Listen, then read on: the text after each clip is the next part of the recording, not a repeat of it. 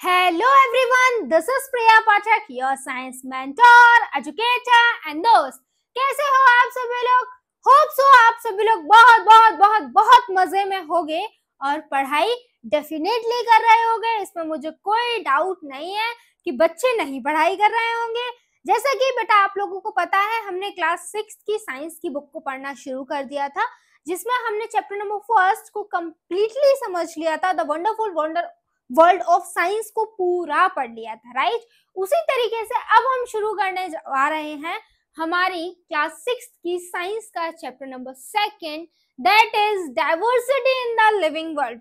बहुत प्यारा चैप्टर है, क्योंकि इस चैप्टर में बेटा डाइवर्सिटी क्या होती है हम ये जानेंगे, साथ में किस तरीके से हम प्लांट्स को ग्रुप करते हैं, किस तरीके से एनिमल्स को ग्रुप करते हैं, हैबिटाट क्या होता है, कितने तरीके का हैबिटाट होता है, अलग अलग चीजें पढ़ने वाले हैं। हमारे नेचर को ये चैप्टर बहुत अच्छे से समझा देता है, यानी कि जिसको नेचर पसंद है ना, वो उसे ये चैप्टर इतना इतना पसंद आने वाला है ना, जिसकी कोई लिमिट नहीं है। तो बस इसी चैप्टर में आपका साथ देने के लिए मैं आ गई हूँ। समय को बिना वेस्ट करे, बिल्कुल भी टाइम वेस्ट नहीं करेंगे, आपके क्लास को स्टार्ट करेंगे। तो आइए जरा देखते हैं कहां से हो रही है चैप्टर की स्टार्टिंग। आइए बच्चों, आ जाओ भाई। आपकी जो बुक है ना, बुक थोड़ी सी एक कॉन्वर्सेशन के साथ शुरू हो रही है, जिसमें कहा जा रहा है कि स्कूल की एक नेचर वॉक होने जा रही है, जिसमें मैडम सुलेखा है ना, उन्होंने किन्हीं दो लोगों को बुलाया है, राइट। डॉक्टर रघु और मनीराम चाचा को बुलाया है, और मनीराम चाचा और डॉक्टर रघु को बहुत कुछ नेचर के बारे में पता है ना। वो बच्चों को नेचर के बारे में बताएंगे, राइट। इस तरीके से आपकी बुक शुरू होने वाली है, और आपकी बुक आपसे कह रही है कि आप भी इसी तरीके की अपने टीचर के साथ मिलकर एक नेचर वॉक पर जाइए, और आपके आसपास जो नेचर है उसको एक्सप्लोर करिए। प्लांट्स देखिए, एनिमल्स देखिए, बर्ड्स देखिए, फ्लावर्स देखिए, अलग अलग चिर्पिंग सुनिए, जिस तरीके से ये बच्चे जा रहे हैं। तो यहाँ से आपका चैप्टर शुरू होने जा रहा है, यहाँ से हम डाइवर्सिटी के साथ दोस्ती करने जा रहे हैं बेटा। तो आइए जरा देखिए क्या कह रहे हैं। Introduction. The nature walk is an exciting and educational experience where students get the chance to explore and observe the beauty and diversity of plants and animals in their natural environment. क्या कह रहे हैं, जो nature walk होती है ना, वो बहुत ज्यादा एक्साइटिंग और बहुत ज्यादा जहाँ पे हम इंजॉय करते हैं, साथ में जहाँ पर हमें बहुत ज्यादा एजुकेशनल एक्सपीरियंस मिलता है, स्टूडेंट्स को चांस मिलता है नेचर को एक्सप्लोर करने का, उस नेचर की ब्यूटी को देखने का, वहाँ की डाइवर्सिटी को देखने का, राइट। वहाँ पे अलग अलग तरीके के जो प्लांट्स हैं, अलग अलग तरीके के जो एनिमल्स हैं, उनको स्टडी करने का, वो कैसे हैबिटाट में रह रहे हैं, ये देखने का मौका देती है हमको कौन, नेचर वॉक। तो जैसे ये बच्चे जा रहे हैं, वैसे आप लोग भी आपके टीचर के साथ जरूर जाइएगा नेचर वॉक पर, ठीक है, बहुत मजा आएगा। लेड बाय द एक्सपर्ट, मैंने बोला था ना एक मैडम सुलेखा दी गई है, वो बच्चों को क्या कर रही है, लेकर जा रही है, कहाँ पर, नेचर वॉक पर लेकर जा रही है। वहां पे दो लोग और आए हुए हैं, led by the experts like doctor Raghu. अब उस नेचर वॉक में बच्चों का साथ देने के लिए कौन आया है, डॉक्टर रघु आए हैं, जो कि एक साइंटिस्ट हैं, और उसके बाद मनीराम चाचा and elderly local with a deep knowledge of nature. और मनीराम चाचा आए हैं, जिनको क्या है बच्चों, नेचर के बारे में बहुत सारी जानकारी है। तो बच्चों को ये चीजें मिल सके, इसलिए जो आपकी बुक में मैम का नाम दिया गया है, मैडम सुलेखा, उन्होंने इन दोनों को बुलाया हुआ है। Student can learn about the varieties of species, there unique features. और यहाँ से स्टूडेंट क्या सीखेंगे, अलग अलग स्पीसीज के बारे में सीखेंगे। फ्लावर तो सबने देखे हैं, लेकिन आप जब नेचर की वॉक पर जाओगे ना, बहुत सारे नए फ्लावर्स देखोगे, फ्लावर्स की वेराइटीज देखोगे, राइट, जो आपने पहले कभी देखे नहीं है, आपके घर में नहीं है, वो आपको देखने के लिए मिलेंगे, है ना। उनके यूनिक फीचर्स, उनकी स्मेल कैसी है, उनका कलर कैसा है, राइट, ये सारी चीजें देखने के लिए मिलेंगी। And the importance of respecting all the living creature. This activity encourages curiosity and helps the student develop a deeper knowledge, deeper connection with the nature world around them. क्या कह रहे हैं, इस एक्टिविटी से क्या होगा, बच्चे और ज्यादा क्यूरियस होंगे, उनको और ज्यादा मजा आएगा चीजें जानने के लिए, वो अपने आप को और ज्यादा नेचर से कनेक्ट कर पाएंगे। है ना, इसलिए नेचर वॉक पे जाना जरूरी है बेटा। डाइवर्सिटी, जैसे कि चैप्टर का नाम है diversity in the living world, क्या समझते हैं हम डाइवर्सिटी से, क्या होता है डाइवर्सिटी का मतलब? Diversity means the varieties and the differences found among the living things in a particular area. किसी एक पर्टिकुलर एरिया में जो डिफरेंसेस होते हैं स्पीसीज के बीच में, या फिर जो वैराइटीज होती है स्पीसीज की, यानी कि एक पर्टिकुलर एरिया, मान लो आप कहीं भी गए घूमने, मान लो आप हिमाचल गए घूमने, वहां हिमाचल पे आप क्या देखोगे, अलग अलग तरीके के फ्लावर्स देखोगे, है ना, हर फ्लावर का कलर अलग होगा, हर फ्लावर की स्मेल अलग होगी, राइट, सब चीज अलग अलग होंगी, प्लांट अलग होगा। तो यानी कि क्या है, एक आपका फ्लावर है और उसी फ्लावर में कितनी वैरायटी देखने के लिए मिल रही है। उसी तरीके से आप अलग अलग किसके बारे में जानोगे, ट्रीज के बारे में जानोगे, जैसे रोडोडेंड्रॉन प्लांट आपका इसमें दे रखा है, जो आपका नीलगिरिस में अलग तरीके का होता है, सिक्किम में अलग तरीके का होता है ना। तो हम ये जानेंगे कि एक ही चीज की कितनी अलग अलग वैरायटी है, राइट। तो डाइवर्सिटी का मतलब ही होता है वैरायटी, डिफरेंसेस। जैसे कि आपके पास बहुत सारे क्लॉथ्स होंगे बच्चों, लेकिन हर क्लॉथ एक दूसरे क्लॉथ से अलग होगा, होगा या नहीं होगा, बिल्कुल होगा। किसी का कलर होगा अलग, है ना, किसी का आपका पूरा क्लॉथ ही अलग होगा, फैब्रिक अलग होगा। उसी तरीके से बेटा चीज तो एक ही है, लेकिन उसी में डाइवर्सिटी होना, उसी में डिफरेंसेस होना, वैरायटी होना, इसी को क्या बुलाते हैं, डाइवर्सिटी बुलाते हैं। क्लॉथ तो मैंने एक एग्जांपल लिया था, जनरली डाइवर्सिटी हम किस में देखते हैं, लिविंग थिंग्स में हम इस चैप्टर में पढ़ने वाले हैं। लिविंग थिंग्स में प्लांट और एनिमल्स दोनों ही आ जाते हैं बेटा, ठीक है। When we talk about the diversity in plant and animal around us, we are looking at the how many different types of plant and animals living in a specific place. क्या कह रहे हैं, जब हम बात करते हैं प्लांट्स और एनिमल्स की डाइवर्सिटी की, तब बेटा हम सोच भी नहीं सकते, हम देख भी नहीं सकते, इतने तरीके के प्लांट्स और एनिमल्स हमारे आसपास पाए जाते हैं। कितने प्लांट्स हमारे आसपास होते हैं और हमें उनका नाम नहीं पता होता है, हमें उनका फीचर नहीं पता होता है, हमें उस प्लांट के यूजेस नहीं पता होते हैं, लेकिन हमारे आसपास हैं बेटा अलग अलग तरीके के प्लांट्स, राइट, जो स्पेसिफिक प्लेस में क्या होते हैं, पाए जाते हैं। And how they are different from each other, और वो सब एक दूसरे से अलग होते हैं। हमें लगता है कि सब एक जैसे ही तो है, लेकिन सब अलग अलग होते हैं बेटा, ठीक है।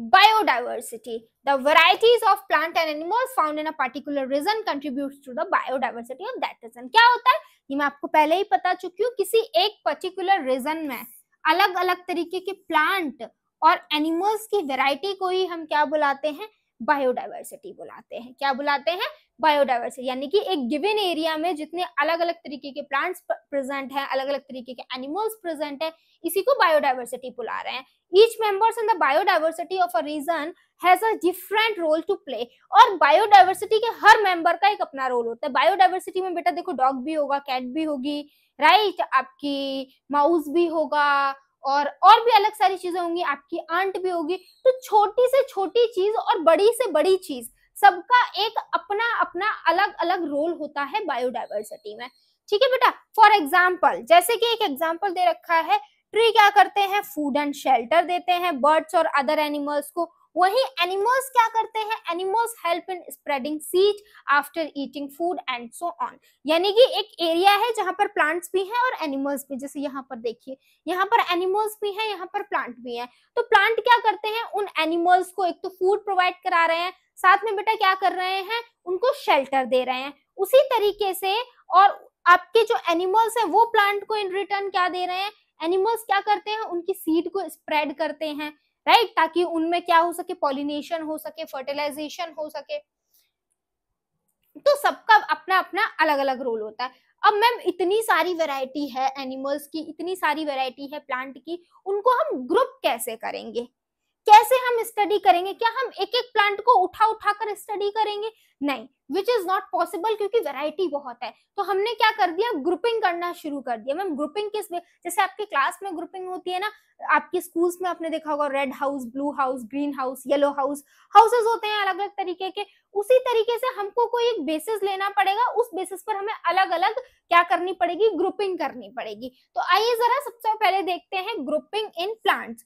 सबसे पहले इंपॉर्टेंस जानते हैं बेटा कि ग्रुपिंग करनी ही क्यों है, ठीक है।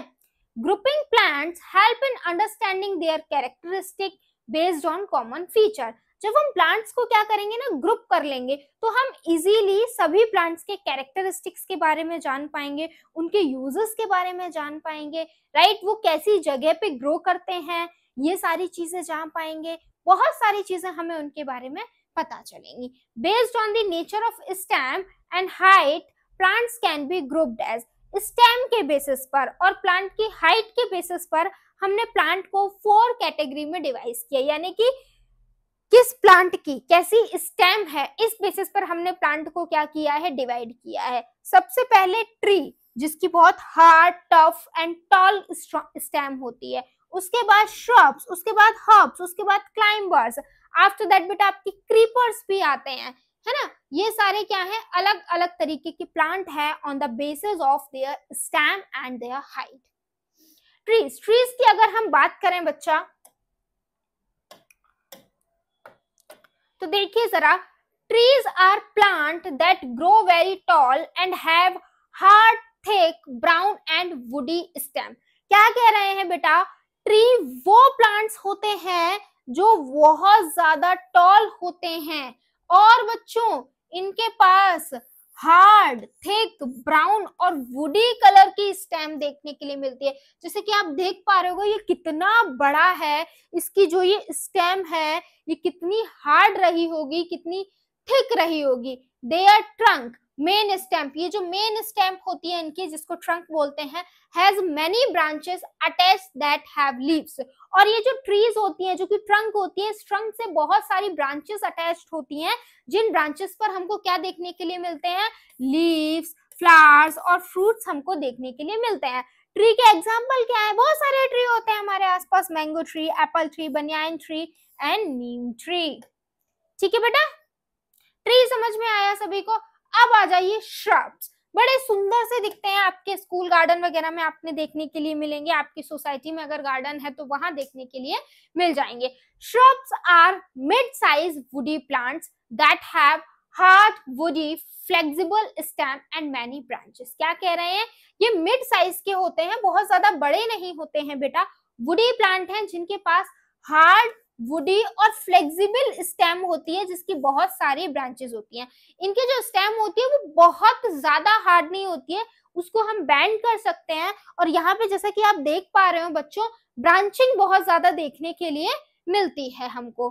दे start branching close to the ground. और देखिए जैसा कि आपने ट्री में देखा था, यहाँ पर आइए जरा ऑब्जर्व करिए, ट्री में देखा था यहाँ पे ब्रांचिंग बेटा थोड़ा ऊपर जाके, पहले मतलब लंबी सी ट्रंक थी, फिर ब्रांचिंग शुरू हो रही थी। वहीं अगर आप किस में देखेंगे बेटा, वहीं अगर आप श्रब्स में देखेंगे तो इनमें ब्रांचिंग देखिए नीचे से ही शुरू हो जाती है। ये डिफरेंस है ट्री और श्रब्स में जो कि पूछा जाता है। एग्जाम्पल कौन कौन से हैं श्रब्स के, रोज हो गया, जैस्मीन, लेमन, तुलसी, है ना, ये सभी क्या है बच्चा, तुलसी के, उसके श्रब्स के एग्जाम्पल हैं। अब नेक्स्ट आपकी कैटेगरी पे आ जाते हैं हर्ब्स। छोटे छोटे प्लांट्स होते हैं जो आपके जनरली, जिनकी स्टेम वीक स्टेम होती है, ग्रीन कलर की स्टेम ही देखने के लिए मिलती है। Herbs are typically small plants with soft and green stem. क्या कह रहे हैं, हर्ब्स छोटे छोटे प्लांट होते हैं जिनकी जो स्टेम होती है, जैसे कि आप यहाँ देख पा रहे होगे, बहुत ज्यादा सॉफ्ट होती है और साथ में ग्रीन कलर की होती है। Herbs contain a lot of nutritional value benefits. क्या कह रहे हैं, ये जो आपके हर्ब्स होती है ना, इनकी न्यूट्रिशनल वैल्यू बहुत होती है, इनको मेडिसिन में बहुत ज्यादा इस्तेमाल किया जाता है। इनका अगर हम इंटेक करते हैं तो हमारे बॉडी को अच्छे न्यूट्रिएंट्स मिलते हैं। They are often used for medical purpose. देखो ये लिखा हुआ है ना, हर्ब्स का इस्तेमाल ज्यादातर मेडिकल पर्पस में ही बच्चों किया जाता है। एग्जाम्पल में क्या क्या आता है, मिंट आता है, रोजमेरी आता है, टोमेटो आता है, ये सभी हर्ब्स हैं। बच्चा याद कर लो, क्वेश्चंस आता है यहाँ से। क्लाइंबर्स, अब ये वो प्लांट है ना जिनकी स्टेम बहुत वीक है, जिनकी स्टेम इन्हें खड़ा नहीं करना चाहती है, इन्हें सपोर्ट नहीं देना चाहती है, लेकिन ये कहते हैं तो क्या हुआ, स्टेम मेरा साथ नहीं देती, मैं तो कैसे भी करके मेहनत करूंगा और खड़ा होकर दिखाऊंगा। हालांकि इन प्लांट की स्टेम बहुत वीक होती है, लेकिन ये प्लांट फिर भी बच्चा किसी ना किसी का सपोर्ट लेके क्या हो जाते हैं बेटा, खड़े हो जाते हैं। क्या हो जाते हैं, खड़े हो जाते हैं। तो ऐसे प्लांट जिन्हें स्टैंड होने के लिए किसी सपोर्ट की जरूरत होती है, उन्हें हम क्लाइंबर्स बुलाते हैं, क्योंकि वो क्लाइंब करते हैं। क्यों करते हैं? क्योंकि इनकी स्टेम बहुत वीक होती है। Climbers are the plants with weak stem, very important point, and need support to climb and grow. इनको क्लाइंब के लिए भी सपोर्ट चाहिए, और जब इनको कोई सपोर्ट मिल जाता है फिर ये ग्रो भी बड़ा अच्छा करते हैं। जैसे कि आप यहाँ पर देख पा रहे हो, क्लाइंबर्स का बहुत अच्छा एग्जांपल है बच्चों मनी प्लांट। ठीक है, climbers have special structures known as tendrils that help them to climb. जैसे कि आप देख पा रहे होगे इस तरीके से क्लाइंबर्स के पास स्पेशल स्ट्रक्चर्स होते हैं जिन्हें हम टेंड्रिल्स बोलते हैं। ये टेंड्रिल्स ग्रो करने में और क्लाइंब करने में इनको हेल्प कराते हैं। क्लाइंबर्स का एग्जांपल है आपका पी प्लांट, मटर का प्लांट, ठीक है, ग्रेप वाइन है, स्वीट क्रॉप है, मनी प्लांट है, ये सभी आपके क्या है बच्चा, क्लाइंबर्स के ही एग्जांपल है। क्रीपर्स, अब देखो इनकी भी स्टेम वीक है, लेकिन ये ऐसे है जो हार मान गए। क्लाइंबर्स की स्टेम वीक थी, हालांकि उन्होंने हार नहीं मानी, सपोर्ट लिया और वो खड़े हो गए, लेकिन ये ऐसे इनकी स्टेम वीक है, अरे भाई हम तो लेटे ही रहेंगे, हमसे ना हो पाएगा, हमें सपोर्ट अवॉर्ड की लेके हम खड़े नहीं हो पाएंगे। तो ये वो प्लांट है जो सिर्फ क्रीप करते हैं। ठीक है, creepers are the plant with fragile long thin stem. ठीक है, इनकी फ्रेजाइल लॉन्ग और थिन स्टेम होती है which make them unable to stand upright without support, और जिस वजह से ये बिना सपोर्ट के खड़े ही नहीं हो पाते हैं और सपोर्ट ये लेना नहीं चाहते हैं। Creepers creep and spread along the ground. तो ये जो क्रीपर्स होते हैं ना, ये बस क्रीप करते हैं और ग्राउंड के आसपास क्या करते हैं बेटा, फैल जाते हैं। एग्जाम्पल क्या है इसका, क्रीपर का एग्जाम्पल है watermelon, strawberry, pumpkin, sweet potato. ये सभी क्या है बच्चों आपके क्रीपर्स के एग्जांपल्स हैं। अब देखो, अभी ये जो मैंने आपको क्या किया था, प्लांट्स को क्या किया था, डिवाइड किया था on the basis of their stem, trees, herbs, shrubs, creepers, climbers. अब बेटा अगर सिर्फ हाइट को देखते हैं तो भी हम प्लांट को डिवाइड कर सकते हैं। कैसे? शॉर्ट हाइट, टॉल हाइट, है ना। Some plants like mango tree grow very tall and have a strong thick trunk. जैसे कि कुछ प्लांट मैंगो ट्री हो गए, ये बहुत टॉल, बहुत बड़े होते हैं, इनकी स्ट्रॉन्ग और थिक ट्रंक होती है। वहीं शॉर्ट हाइट अदर प्लांट जैसे कि आपके रोज बुशेस हो गए, ये बहुत शॉर्ट होते हैं और ये क्लोजर टू द ग्राउंड होते हैं, ये बहुत ज्यादा टॉल नहीं होते और इनमें स्टार्टिंग से ही ब्रांचिंग शुरू हो जाती है। अब हम हार्ड और सॉफ्ट स्टेम के बेसिस पर भी इनको कैटेगराइज कर सकते हैं ना।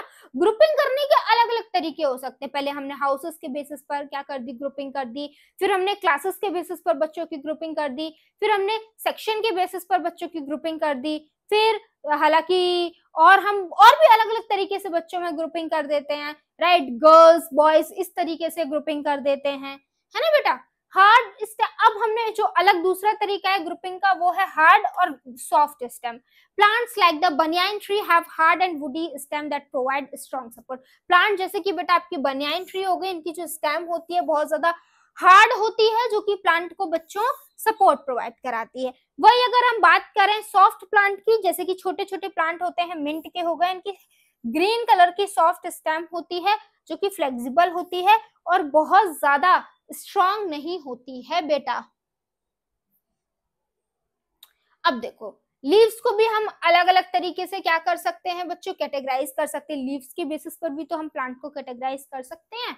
Shape, leaves comes in different shape. For example, banana leaves are broad and large and helping the plant capture more sunlight. अब जैसे कि आपकी जो लीव्स होती हैं उनके बेसिस पर जैसे कि हम प्लांट को कैटेगराइज कर रहे हैं, एक प्लांट सारे वो वाले एक साइड जिसकी लीफ छोटी है और वो वाले प्लांट एक साइड जिसकी लीफ बड़ी है ना। तो लीफ के बेसिस पर भी हम कैटेगराइज कर सकते हैं। क्यों? क्योंकि अलग अलग प्लांट की अलग अलग लीव्स होती है, लेकिन मेन जो आपका बेटा डिवीजन है वो आपका tree, herb, shrub, creeper, climber यही है। ठीक है, arrangement, leaves can be arranged in different patterns on the stem.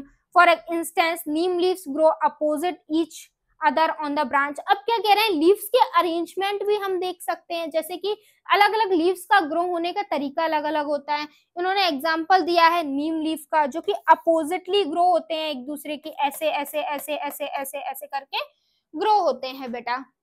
ठीक है, कलर के बेसिस पर डिफरेंशिएशन किया जा सकता है, ग्रुपिंग करी जा सकती है, क्योंकि अलग अलग प्लांट पे अलग अलग कलर के फ्लावर्स ग्रो करते हैं. Flowers have various colors like bright red of a hibiscus flower which attract the pollinator. जैसे कि हिबिस्कस का कलर कैसा होता है, ब्राइट रेड होता है. सनफ्लावर का कलर कैसा होता है, येलो होता है, राइट. अब उसके बाद स्मेल बच्चों, अलग अलग फ्लावर्स की अलग अलग क्या होती है, ओडोर होती है. Some flowers like jasmine have strong pleasant scent that also helps attract insect for pollination. तो कितने तरीके से ग्रुपिंग कर सकते हो, है ना बेटा. आ जाओ अब वेनेशन पढ़ते हैं.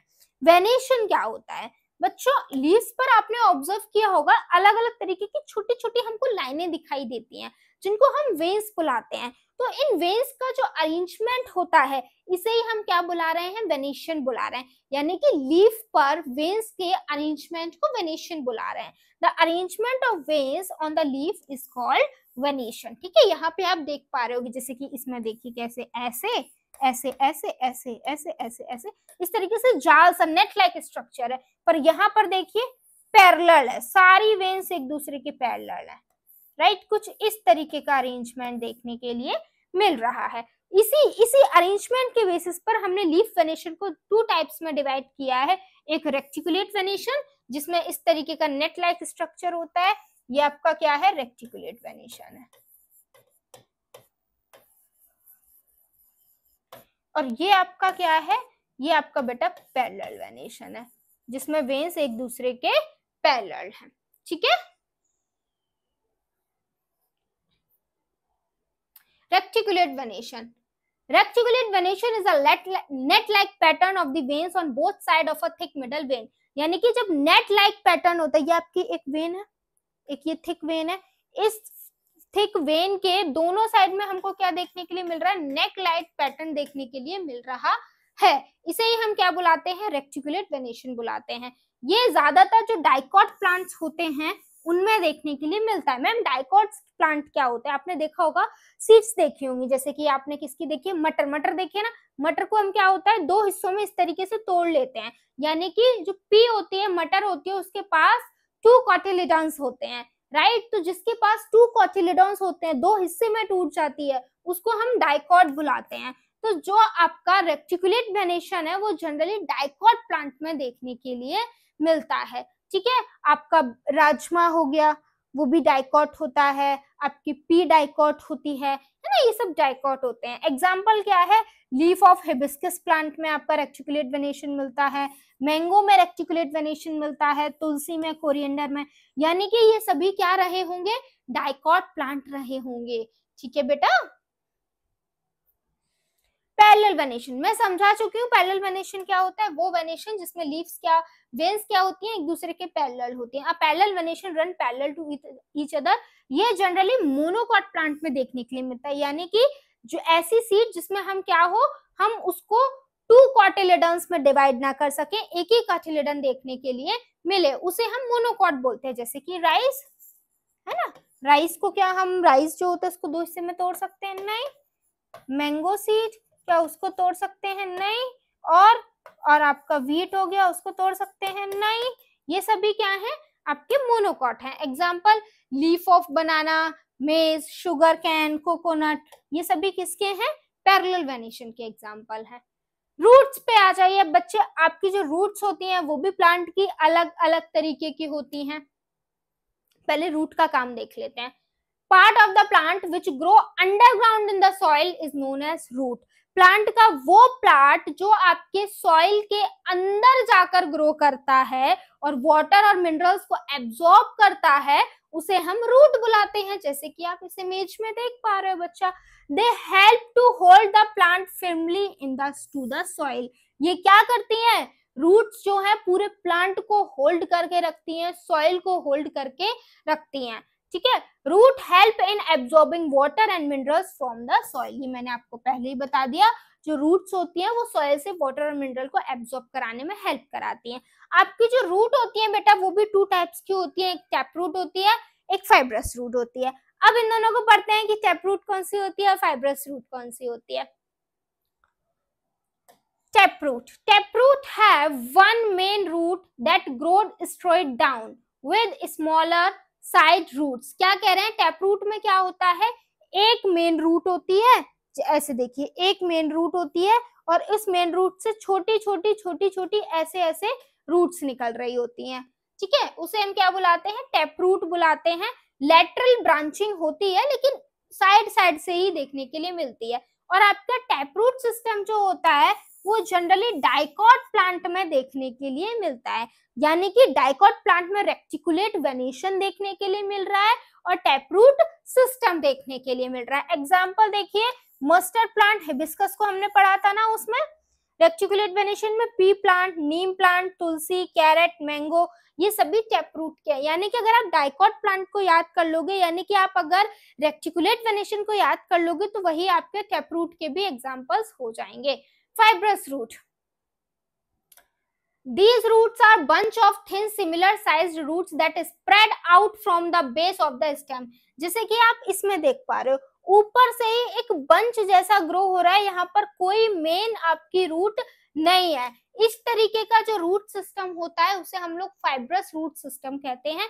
यहाँ पर कोई भी मेन रूट देखने के लिए नहीं मिलती है और आपकी जो फाइब्रस रूट है ये जनरली बेटा मोनोकॉट प्लांट्स में देखने के लिए मिलती है। एग्जाम्पल देखो, मेज, व्हीट, पैडी, शुगर कैन, यही तो अभी हमने पढ़े थे पीछे, जिसमें पैरेलल वेनेशन था, मोनोकॉट प्लांट थे, तो बस उसी में आपकी फाइब्रस रूट मिलेंगी। अब आ जाते हैं सीड का। सीड भी एक बहुत इंपॉर्टेंट पार्ट है प्लांट का, ठीक है। Seed are the part of a plant that can grow into a new plant, यानी कि ये सीड वही पार्ट है जिससे नया प्लांट बनता है, जो नए प्लांट में जाके पूरा का पूरा ग्रो हो जाता है, ठीक है। आपके सीड के ऊपर क्या देखने के लिए मिलता है, एक आउटर कवरिंग देखने के लिए मिलती है बेटा, जिसे हम सीड कोट बुलाते हैं। क्या बुलाते हैं, सीड कोट बुलाते हैं। और यहीं पर हमको एक एम्ब्रियो देखने के लिए मिलता है, ठीक है। ये एम्ब्रियो जो होता है यही आगे चल के नई सीड में डेवलप होता है और इस एम्ब्रियो को जो न्यूट्रिएंट है वो यहाँ कॉटिलेडन से मिलता है बेटा। On removing the seed coat, we can see the two parts attached together। जब हम ये सीड कोट को हटा देंगे तो हमें क्या दिखेगा, हमें ये दिखेगा कि दो पार्ट आपस में अटैच्ड हैं। These called the seed leaves और cotyledons, और इन पार्ट्स को हम क्या बुलाते हैं, सीड लीव्स बुलाते हैं और cotyledons बुलाते हैं। There is a small greenish appearance which is in the beginning of the baby plant, it is called the embryo. और साथ में हमें ये देखो, ये देखने के लिए मिल रहा है, एक लीफ लाइक स्ट्रक्चर देखने के लिए मिलता है जो कि आपकी एक बेबी की बिगनिंग होती है, जिसको हम लोग क्या बुलाते हैं, एम्ब्रियो बुलाते हैं। यही नए प्लांट में जाके ग्रो करता है। Food for the baby plant is stored in cotyledons. ये जो फूड होता है इस बेबी प्लांट जो कि एम्ब्रियो है, इसको कहाँ से मिलता है, इस कॉटिलेडन से मिलता है। मोनोकॉट और डाइकोट हालांकि मैं आपको पढ़ा चुकी हूँ, पर फिर से देख लेते हैं। Seeds of some plant have one cotyledon while some have two cotyledon. कुछ प्लांट्स के जो सीड होते हैं उनमें एक ही कॉटिलेडन, जैसे कि आप ये वाला देख पा रहे हो, और कुछ के पास दो होते हैं, ठीक है। Based on this plants are of two types. इस बेसिस पर प्लांट्स टू टाइप के होते हैं, एक मोनोकॉट और एक dicot. Monocot, plants having seeds with one cotyledon are called monocots. वो प्लांट जिनके पास एक ही कॉटिलेडन होता है, ऐसे प्लांट को, ऐसे प्लांट में जो सीड होती है उसे क्या बुलाते हैं, मोनोकॉट बुलाते हैं। एग्जांपल है कॉर्न, व्हीट, राइस, अनियन। मोनोकॉटिलेडन्स ये बात भी मैं आपको पहले ही बता चुकी हूँ, इनके पास पैरेलल वेनेशन मिलता है और फाइब्रस रूट सिस्टम मिलता है। आगे ही मैंने आपको समझा दिया था, कंफ्यूजन ना हो इसलिए। डाइकोट प्लांट, वो प्लांट जिनकी सीड के पास टू कॉटिलेडन्स होते हैं उन्हें डाइकोट प्लांट बोलते हैं। Example kidney bean, rajma, P, मटर, चिकपी आपके छोले होते हैं, पल्सेस जो आपकी दालें होती हैं, वो सभी डाइकोटिलेडन्स में आती है। डाइकोटिलेडन्स के पास रेक्टिकुलेट वेनेशन होता है और टैपरूट सिस्टम होता है। अब बेटा देखो, प्लांट को हमने डिटेल में पढ़ लिया, प्लांट की ग्रुपिंग पढ़ लिया, अलग अलग पार्ट्स पढ़ लिया। अब हम एनिमल्स पर आ जाते हैं, ठीक है। ग्रुपिंग, एनिमल्स को क्यों ग्रुप करना है, जब हम एनिमल्स को ग्रुप करेंगे तो हम उनके बिहेवियर पढ़ पाएंगे, उनका कैरेक्टरिस्टिक पढ़ पाएंगे, उनकी ईटिंग हैबिटेट पढ़ पाएंगे, राइट, ईटिंग हैबिट पढ़ पाएंगे और उनका हैबिटेट पढ़ पाएंगे, और उनके बीच में क्या कॉमन फीचर्स हैं वो हम देख पाएंगे, ठीक है। Grouping animal help in studying their behaviour, right. उसके बाद कैरेक्टरिस्टिक, उसके बाद फीचर्स दे शेयर, ठीक है। बेस्ड ऑन मूवमेंट, मूवमेंट के बेसिस पर बच्चों हमने क्या किया है, प्लांट एनिमल्स को अलग अलग कैटेगरी में कैटेगराइज किया है। सबसे पहले जैसे कि फ्लाइंग एनिमल्स, ठीक है। फ्लाइंग एनिमल्स में क्या कौन आते हैं, animals that use wings to move, ठीक है। वो एनिमल्स फ्लाई मूवमेंट के बेसिस पर हम डिवाइड कर रहे हैं, वो एनिमल्स जो मूव करने के लिए विंग्स का इस्तेमाल करते हैं उन्हें फ्लाइंग एनिमल्स बुलाते हैं, जैसे कि आपकी जो बर्ड्स हो गई। उसके बाद रनिंग और वॉकिंग, वो कौन इस्तेमाल करता है, एनिमल्स जो कि आपके लेग्स का इस्तेमाल करते हैं भागने के लिए और चलने के लिए, वो आपके इस कैटेगरी में आते हैं, जैसे कि डॉग हो गए, हॉर्सेस हो गए। उसके बाद क्रॉलिंग, वो एनिमल्स जो आपकी बॉडी को क्रॉल करते हैं वो इस कैटेगरी में आते हैं, जैसे कि आपके स्नेक हो गए, लिजार्ड हो गई। हॉपिंग और जंपिंग, वो एनिमल्स जो क्या करते हैं, जंप करते हैं, हॉप करते हैं अपने लेग्स का इस्तेमाल करके, वो इसमें आते हैं, जैसे कि फ्रॉग और रैबिट। वो नॉर्मल तो नहीं चलते हैं, वो हॉपिंग करते हैं। और स्विमिंग, वो एनिमल्स जो क्या करती हैं, अपने फिन्स का इस्तेमाल करती हैं स्विम करने के लिए, वो इस कैटेगरी में। तो कौन होता है, फिश, गोल्ड फिश, शार्क, है ना। अब आ जाइए अडेप्टेशन। ये मैम अडेप्टेशन क्या होता है, देखो हर एनिमल, हर ऑर्गेनिज्म जिस एरिया में रह रहा है वो क्या करता है बेटा, वहां के चेंजेस को बहुत अच्छे से अडेप्ट कर लेता है। उसके पास कुछ ऐसे फीचर्स होते हैं जिससे क्या करता है, वो उस पर्टिकुलर जगह पे सरवाइव कर पाता है, इसे हम अडेप्टेशन बुला रहे हैं, right. Adaptation are special features, adaptation क्या है, स्पेशल फीचर्स हैं that help plant and animal survive in a particular region। और ये आपके स्पेशल फीचर क्या करते हैं, किसी भी प्लांट और किसी भी एनिमल को एक पर्टिकुलर रीजन में सरवाइव कराने में हेल्प कराते हैं, क्योंकि अलग अलग तरीके के प्लांट बहुत ज्यादा ठंडी जगह पर भी रहते हैं, बहुत ज्यादा गर्म जगह पर भी रहते हैं। तो भाई कैसे रह लेते हैं, उनके पास कुछ स्पेशल फीचर रहते होंगे ना। अभी हमसे जाके कहा जाए कि जाओ माउंटेन पे रहो जहाँ पे बर्फ गिर रही है, तो हम लोग तो नहीं सरवाइव कर पाएंगे, क्योंकि हमारे पास वो फीचर्स नहीं है, ठीक है। These adaptations make it easier for them to find food, stay safe and survive in their environment। और ये जो फीचर्स होते हैं ये क्या करते हैं, वो उनकी लाइफ को इजी बनाते हैं। वो उन फीचर्स की वजह से वो अपना खाना इजीली ढूंढ पाते हैं, सेफली रह पाते हैं और उस एनवायरनमेंट में अच्छे से सरवाइव कर पाते हैं बेटा। अडेप्टेशन इन डेजर्ट, जैसे कि डेजर्ट में कैसे कोई प्लांट अडेप्ट करता है, कैक्टस प्लांट ले लो जो कि डेजर्ट में रहता है, तो ये कैसे रहता है, तो भाई इसके पास भी कुछ स्पेशल फीचर होते हैं, जैसे इसके पास फ्लैशी स्टेम होती है जिसमें ज्यादा से ज्यादा पानी स्टोर रहता है, और लीव्स की जगह पर इन कैक्टस के पास स्पाइन्स होती हैं जिस वजह से वाटर लॉस नहीं होता, क्योंकि आपको पता है लीव्स में क्या होता है, कंटिन्यूअसली ट्रांसपिरेशन होता है, लॉस ऑफ वाटर होता है, तो इनके पास लीव्स होती ही नहीं है, जिस वजह से पानी इनके बॉडी से लॉस होता ही नहीं है। जो काम नॉर्मल प्लांट में लीफ करती है, इन प्लांट में कौन करता है, स्पाइन करता है। तो इस तरीके से डेजर्ट जहां पर पानी की बहुत कमी होती है वहां पर भी ये सरवाइव कर जाते हैं। अब आपके डेजर्ट में एनिमल्स भी रहते होंगे, जैसे कि आपका कैमल रहता है, तो वो कैसे सरवाइव करता है, तो इसके पास भी ये भी अडेप्ट किया हुआ है, कोई स्पेशल फीचर होंगे। इन कैमल्स के बच्चे लॉन्ग लेग्स होते हैं, वाइड हूफ्स होते हैं, ठीक है, and the ability to store food in their hump, और इनके लॉन्ग लेग्स होते हैं जिस वजह से क्या होता है, ये सैंड से बहुत डिस्टेंस पर रहते हैं, तो जो इसकी मिट्टी की गर्मी होती है वो डायरेक्ट इनकी बॉडी में नहीं पहुंचती है, साथ साथ में ये अपनी बॉडी में बहुत सारा खाना स्टोर करके रख सकते हैं, राइट। उसके बाद helping them and walk to and survive them. उसके बाद क्या होता है, इनके लेग्स कुछ इस तरीके से होते हैं कि ये इजीली चल पाते हैं, वॉक कर पाते हैं, राइट, विदाउट वाटर, और साथ में इनकी बॉडी में खाना इतना स्टोर रहता है, वाटर इतना स्टोर रहता है, ये कुछ दिनों तक बिना खाना बिना पानी के सरवाइव कर सकते हैं बेटा। इनकी जो यूरिन होती है वो बहुत कॉन्सेंट्रेटेड होती है, यानी कि वाटर लॉस इनकी बॉडी से कम होता है। तो इस तरीके से कैमल आपके डेजर्ट में सरवाइव कर जाते हैं। अब आपके कई सारे प्लांट है जो माउंटेन पर रह रहे हैं, इतनी बर्फ में रह रहे हैं, एग्जाम्पल है देवदार प्लांट, तो ये कैसे रहता है, तो देखो जरा इसके पास भी कुछ स्पेशल फीचर होंगे। Deodar trees with a conical shape and sloping branches that allow snow to slide off easily. क्या कह रहे हैं, आपके जो ये देवदार प्लांट रहते हैं जो माउंटेन पर रहते हैं, इनका कॉनिकल शेप होता है और इनकी लीव्स जो होती हैं बहुत ज्यादा शार्प होती हैं, जिस वजह से अगर आइज इन पर आती है तो इजीली स्लाइड हो जाती है, गिर जाती है, इकट्ठी नहीं हो पाती है। ठीक है, जिस वजह से ये क्या कर पाते हैं, इसमें इतने स्नो रीजन में, इतने ठंडे इलाके में सरवाइव कर पाते हैं। अडेप्टेशन इन माउंटेन गॉड्स, अब आपकी गॉड्स भी पाई जाती है माउंटेन पर, तो वो कैसे सरवाइव करती हैं। Mountain goats have thick fur to adapt to cold region and strong muscular legs, इनके जो फर होते हैं वो बहुत ज्यादा थिक होते हैं जो इनको कोल्ड एनवायरनमेंट से बचाते हैं। साथ साथ में इनके मस्कुलर लेग होते हैं इस जो कि क्या करते हैं, स्ट्रॉन्ग लेग्स होते हैं जो कि इनको माउंटेन्स पर चलने में हेल्प कराते हैं, इजीली ये वहां पर मूव कर पाती हैं। अब अडेप्टेशन इन ओशियंस, अब एनिमल्स तो ओशियंस में भी रह रहे हैं, तो वहां कैसे रह लेते हैं।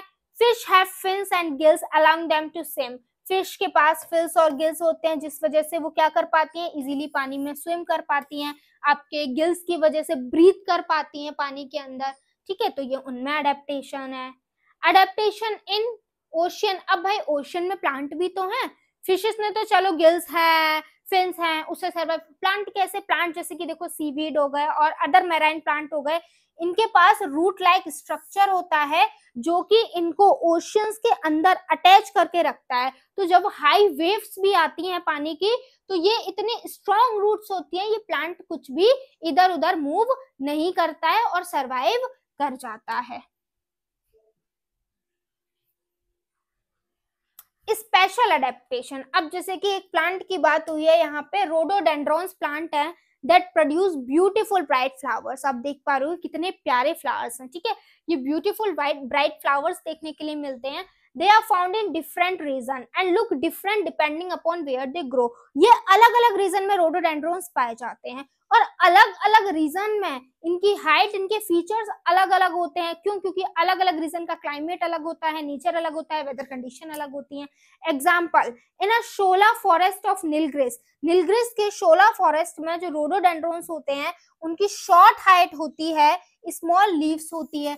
क्यों होती है, ताकि ये स्ट्रॉन्ग विंड्स में भी सरवाइव कर पाए, माउंटेन्स के टॉप पर होते हैं राइट, जिस वजह से ये क्या कर पाए, वहां पे जब तेज तेज हवाएं चलें तो छोटी हाइट होने पर ये उस एरिया में भी सरवाइव कर पाते हैं।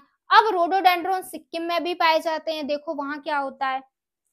ठीक है, in contrast in the mountains of Sikkim rhododendrons are taller, Sikkim में ये टॉलर होते हैं। These differences help the plant to adapt in specific condition, अब देखो प्लांट एक ही है लेकिन अलग अलग जगह पर होने पर उसने अलग अलग तरीके से अडेप्ट किया है, फीचर्स अलग अलग हो गए हैं। ठीक है, अब आ जाते हैं हैबिटाट पे। मैम ये हैबिटाट क्या होता है, हैबिटाट इज अ प्लेस और environment where organism naturally live, feed and reproduce. Habitat वो जगह होती है बेटा जहां पर कोई भी ऑर्गेनिज्म रहता है, वहां पर खाता है, वहां पर रिप्रोड्यूस करता है। ठीक है, habitat provide the organism with food, shelter and favourable climatic conditions. क्या कर रहे हैं, जो हैबिटेट होता है वो ऑर्गेनिज्म को खाना देता है, रहने के लिए जगह देता है, फेवरेबल क्लाइमेटिक कंडीशन देता है ताकि वो ऑर्गेनिज्म जिस एरिया में रह रहे हैं वहां पर बहुत अच्छे से रह पाए, अच्छे से रिप्रोड्यूस कर पाए। Different plants and animals are adapt to live in a specific habitat that suited their needs. अलग अलग प्लांट्स, अलग अलग एनिमल्स अलग अलग हैबिटेट में रहते हैं अपनी अपनी नीड्स के अनुसार। अब आपके जो हैबिटेट होते हैं वो भी बेटा अलग अलग तरीके के होते हैं, जैसे कि टेरेस्ट्रियल, एक्वाटिक और एरियल। टेरेस्ट्रियल में भी अलग अलग आता है, एक्वाटिक में अलग अलग आता है, एरियल में आता है। आ जाओ, terrestrial habitat. Terrestrial habitat is the habitat of the organism living on the land, वो ऑर्गेनिज्म जो लैंड पर रह रहे हैं, जो लैंड वाला एरिया है उसको हम टेरेस्ट्रियल हैबिटेट बुलाते हैं। लैंड वाले एरिया में क्या क्या आता है, आपके डेजर्ट आते हैं, फॉरेस्ट आते हैं, ग्रासलैंड आते हैं, पोलर रीजन आते हैं, माउंटेन हैबिटेट आते हैं, है ना, ये सभी क्या है आपके टेरेस्ट्रियल हैबिटेट के अंदर आता है। फॉरेस्ट की बात करें तो फॉरेस्ट एक वो रीजन होता है जो कि आपका प्लांट और ट्रीज से बच्चों पूरा का पूरा घिरा हुआ होता है। A forest act as the habitat to varieties of animals, lions, tigers, gorillas, monkey, python and bear. और फॉरेस्ट में अलग अलग तरीके के एनिमल्स पाए जाते हैं। ठीक है, आप जैसे कि यहाँ देख पा रहे हो कितने सारे अलग अलग तरीके के हैं। उसके बाद डेजर्ट, डेजर्ट के बारे में हम देख चुके हैं, ये ड्राई लैंड होता है जहाँ पर लिमिटेड वेजिटेशन होता है, कम से कम रेनफॉल देखने के लिए मिलती है बेटा। ठीक है, ये भी टेरेस्ट्रियल के अंदर आता है। ये बहुत ज्यादा गर्म होता है दिन के समय में और बहुत ज्यादा ठंडा होता है बेटा रात के समय में। ग्रासलैंड की बात करते हैं। ग्रासलैंड वो एरिया होता है जहां पर ज्यादा से ज्यादा घास ग्रासेस देखने के लिए मिलती हैं और यहाँ पर ग्रेजिंग एनिमल्स देखने के लिए मिलते हैं, ठीक है, जो घास खाते हैं। अब आ जाइए polar region and high mountains. High mountains and polar regions जैसे आर वेरी कोल्ड, ये बहुत ज्यादा ठंडे होते हैं और ज्यादातर बर्फ से घिरे हुए होते हैं। यहाँ पे कौन कौन से एनिमल्स पाए जाते हैं? Animals found are yak, goat, polar bear, penguins, reindeer, walrus, seal, ये सभी एनिमल्स यहाँ पाए जाते हैं। ये भी टेरेस्ट्रियल हैबिटेट में ही आता है। एक्वाटिक हैबिटेट पे आ जाते हैं। Aquatic habitat is the habitat of the organism living in water. वो ऑर्गेनिज्म जो पानी में रहते हैं वो एक्वाटिक हैबिटेट के अंदर आते हैं। एग्जांपल में क्या है? फ्रेश वाटर हैबिटेट जैसे कि रिवर, लेक, पॉन्ड्स, और मैराइन वाटर हैबिटेट में आपका ओशियंस है। एम्फीबियंस, एम्फीबियंस कौन होते हैं बेटा? वो प्लांट्स, वो एनिमल्स होते हैं जो आपके लैंड पर भी सर्वाइव कर जाते हैं और आपके वाटर में भी सर्वाइव कर जाते हैं, जैसे कि फ्रॉग हो गया, राइट बेटा, टोड्स हो गए, सैलमेंडर हो गया, ठीक है, ये दोनों जगह। अब एरियल हैबिटेट में क्या आता है? The habitat of organism that mostly live in air are called aerial habitat.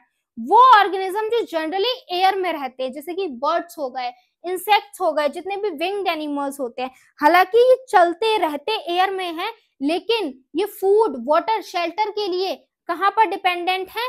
Land और वाटर पर ही डिपेंडेंट है बेटा।